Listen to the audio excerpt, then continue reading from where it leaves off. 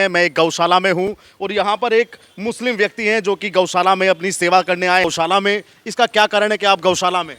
भैया, ये जो हमारा देश है ये सनातनी सभ्यता का देश है। इस देश में जो बहुसंख्यक समाज है, बल्कि मैं तो ये कहता हूँ कि सनातनी सभ्यता में ही को माता का दर्जा दिया जाता है। और जितने भी जानवर हैं उनमें सबसे भले जो हैं हमारी गौ माता ही हैं। गौ को माता बोलते हैं।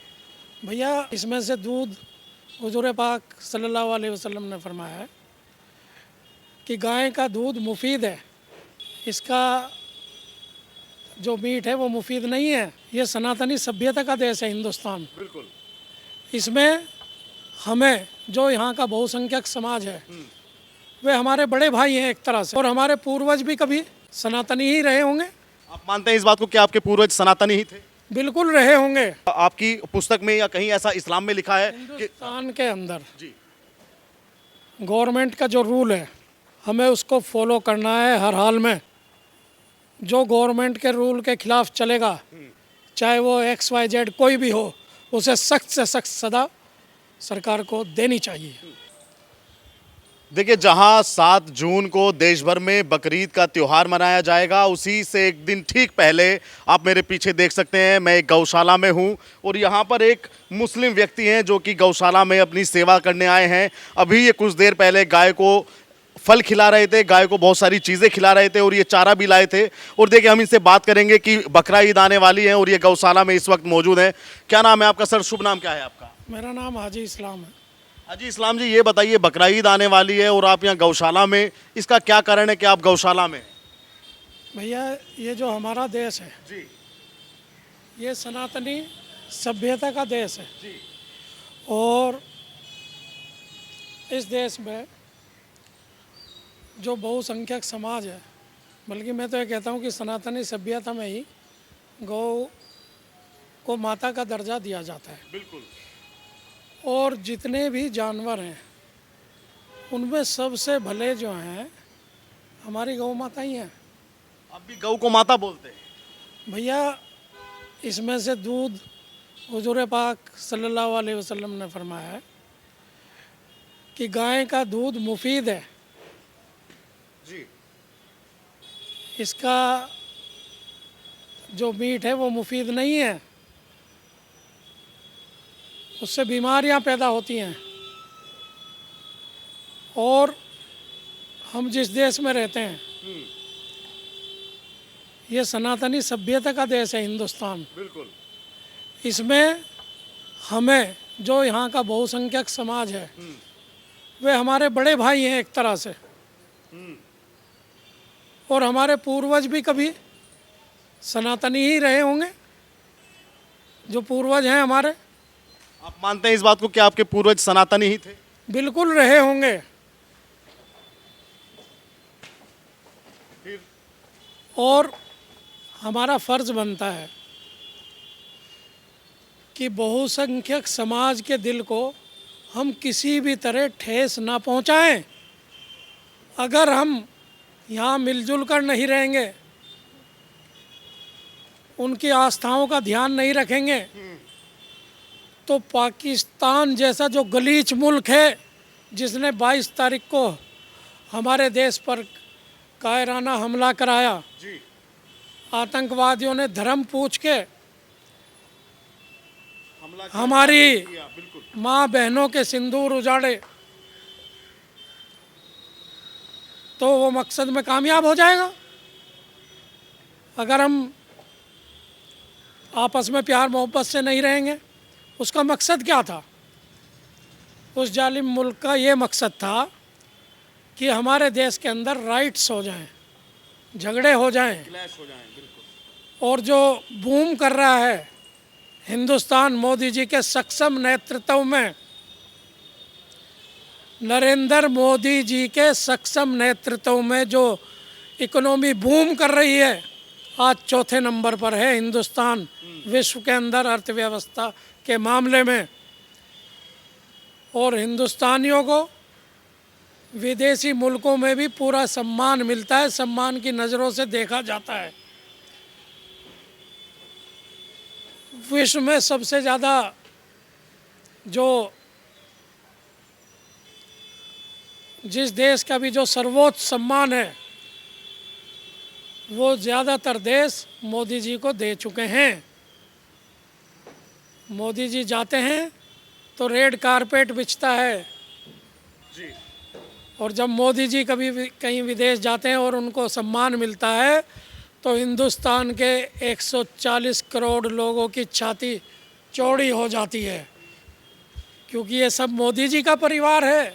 जब परिवार के मुखिया को सम्मानित किया जा रहा है तो इसका मतलब परिवार को ही सम्मानित किया जा रहा है। जी, लेकिन मैं बकरी ईद पर एक सवाल पूछूंगा। मैंने कल एक मौलवी साहब की, एक मौलाना थे, वो बकरा बेचने का वो काम कर रहे थे। मौलाना थे कि नहीं मैं इस बात की पुष्टि नहीं करूंगा, एक मुस्लिम व्यक्ति थे। वो कह रहे थे कि हमारे यहाँ पे गाय से लेकर कोई भी जानवर काट दो तो उसकी कुर्बानी स्वीकार करते हैं ऊपर वाले। आप भी इस्लाम के जानकार व्यक्ति हैं, आप बताइए क्या ऐसा है कि आपकी पुस्तक में या कहीं ऐसा इस्लाम में लिखा है कि हिंदुस्तान के अंदर जी गवर्नमेंट का जो रूल है हमें उसको फॉलो करना है हर हाल में।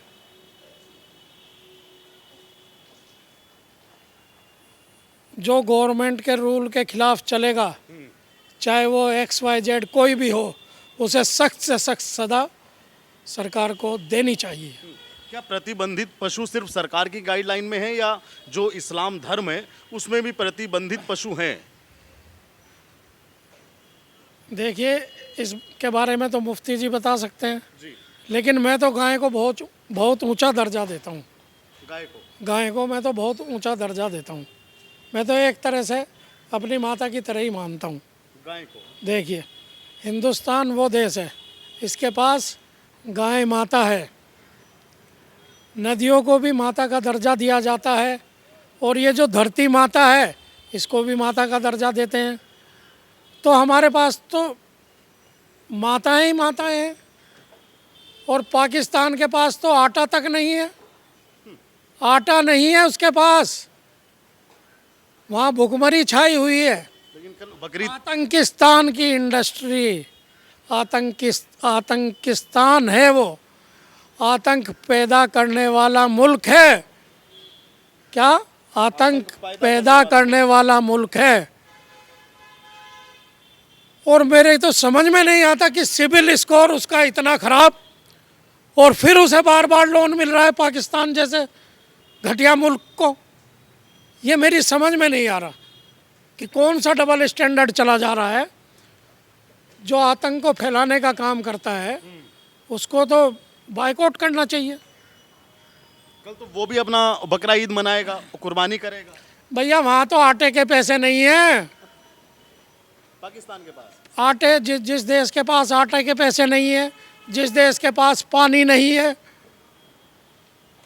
ईद तो मनेगी वहाँ पे। और सुनिए मेरी बात, आप, मैं आपको बता देना चाहता हूँ, हिंदुस्तान का ही प्रोडक्ट है वो सिर्फ अपनी मैन्युफैक्चर डेट जानता है, उसकी एक्सपायरी डेट मोदी जी जानते हैं।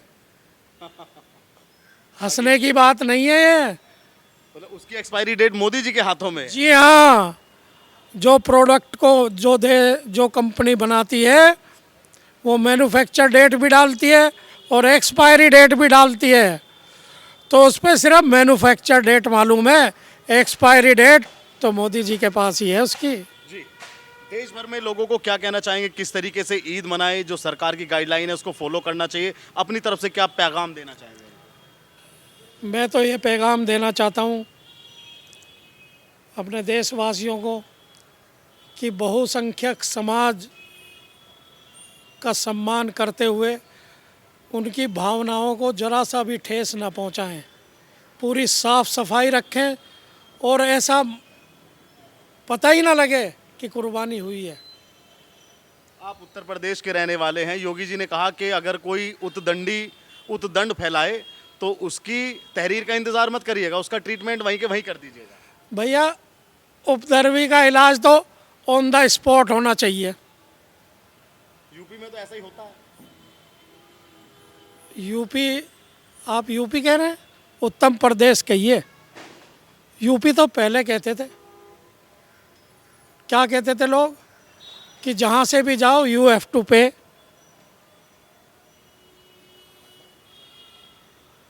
गैर भाजपा शासित जो भी सरकारें यूपी में रही हैं, उन्होंने सिवाय दंगों के कुछ नहीं दिया। मुजफ्फरनगर में दंगा हुआ तो सैफई महोत्सव मनाया जा रहा था। हमारे मुख्यमंत्री जो है सैफई महोत्सव मना रहे थे। मुजफ्फरनगर शामली में दंगा हो रहा था। मुख्यमंत्री की जिम्मेदारी है कानून व्यवस्था। अगर किसी को कानून व्यवस्था के बारे में सीख लेनी है, सीखना है, तो योगी जी को अपना गुरु बना लें और योगी जी से सीखें कि कानून व्यवस्था कैसे चलाई जाती है प्रदेश के अंदर। अभी योगी जी का जन्मदिन भी था अभी। क्या दुआ की आपने उनके लिए? कल तो हम आपसे मिल नहीं पाए, लेकिन आज मुलाकात हुई, तो कल क्या दुआ की आपने उनसे? हमारी भी उम्र योगी जी को लग जाए, ये दुआ है हमारी। अपनी उम्र भी आप उनके नाम क्यों करना चाहते हैं? भैया सांस ले रहे हैं उत्तर प्रदेश के लोग योगी जी के सक्षम नेतृत्व में। कितना बड़ा प्रदेश है, लगभग एक देश के बराबर उत्तर प्रदेश है। जितनी आबादी पाकिस्तान की उससे ज़्यादा है। और वो तो क्या कहते हैं, आतंकियों को इसलिए फैलाता है कि वहाँ की जो आर्मी के बारे में मैं आपको बताना चाहता हूँ कि बुर्खा ओढ़कर बंकर में छुप गए थे मर्द वहाँ के। आर्मी के chief of the army staff बुर्खा ओढ़कर बंकर में छिप गए थे। तो जहाँ के chief of the army staff का ये हाल है, वहाँ नीचे वालों का क्या होगा।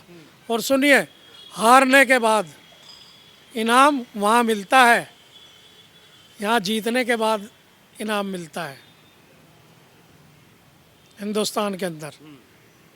अच्छा, कुछ मैं मुस्लिमों से बात करता हूँ, वो कहते हैं कि अब ईद पे पहले जैसा मज़ा नहीं आता जो अखिलेश की सरकार में था, जो मायावती की सरकार में था, वो योगी की सरकार में मज़ा नहीं रहा। मैं आपसे बता देना चाहता हूँ, जो सही आदमी है, कानून को फॉलो करते हैं, उनका मज़ा तो अभी आया है। आप मज़े में हैं? बिल्कुल मज़े में है। मेरा चेहरा देखिए, तंदुरुस्ती भी एकदम बेहतरीन तंदुरुस्ती भी फिट है। पहले तो बाहर जाने के बाद वापसी आएंगे इस चीज़ की गारंटी नहीं होती थी। घर वाले सोचते थे भाई सकुशल आ जाए किसी तरह। शाम के 5 बजे सभी प्रतिष्ठान बंद हो जाया करते थे। जो खुलने का टाइम होता था वो बंद होने का टाइम था यूपी के अंदर। यूपी के अंदर तो हर जिले में माफिया था, हर विधानसभा में माफिया था।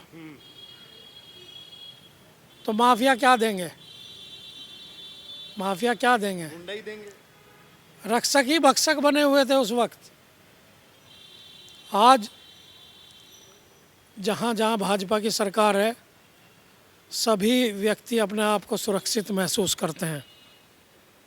और हिंदुस्तान में तो मुसलमान सबसे ज़्यादा सुरक्षित है। जहाँ जहाँ भाजपा की सरकार है वहाँ मुसलमान सुरक्षित है पूर्णतया। तो आपका कहने का मतलब ये है कि उत्तर प्रदेश में जो मुसलमान है वो सुरक्षित है? बिल्कुल सुरक्षित हैं। मुसलमान का मतलब क्या होता है? मुसलसल ईमान वाला। जी। और बेईमान नहीं होना चाहिए, उसको ईमानदार होना चाहिए, अमानत में खयानत करने वाला नहीं होना चाहिए, शांति का दूत बनना चाहिए। लेकिन फिर जो मुसलमान जो परेशान है, जो कहते हैं कि योगी की सरकार में हम परेशान है, फिर वो क्यों परेशान है? भैया वे तो वही बता सकें, मैं तो बिल्कुल फिट हूँ। आपको क्या लगता है कि वो लोग क्यों परेशान होंगे? कुछ ना कुछ 2 नंबर का धंधा करते होंगे, वो रुक गया होगा इसलिए परेशान होंगे। 1 नंबर का काम करने वाला पूरी तरह खुश है, कहीं जाओ कहीं आओ। कुर्बानी के लिए क्या कहना चाहेंगे? कल ईद है, कल कुर्बानी होगी, क्या कहना चाहेंगे? प्रतिबंधित पशु को किसी भी हालत में टच ना करें। पूरा देश के कानून को फॉलो करें।